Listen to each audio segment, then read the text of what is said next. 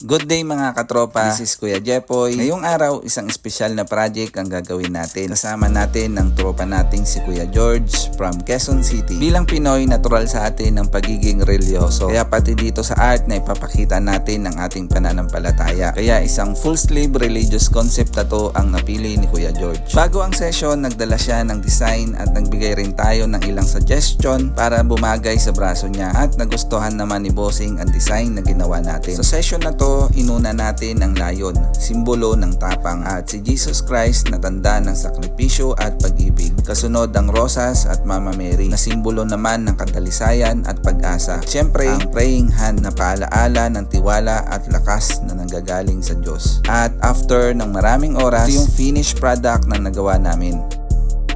At para makuha ang bawat detalye, gumamit tayo dito ng kombinasyon ng 15RM, 3RL at 7RL. At syempre, maraming salamat sa Inkwaps Tattoo Products. Sobrang ganda gamitin at malaking tulong sa mga ganitong klaseng obra. Kaya para sa mga tropa na gusto rin ng ganitong klaseng disenyo, mag-PM lang kayo dahil extended pa rin ang big discount promo natin.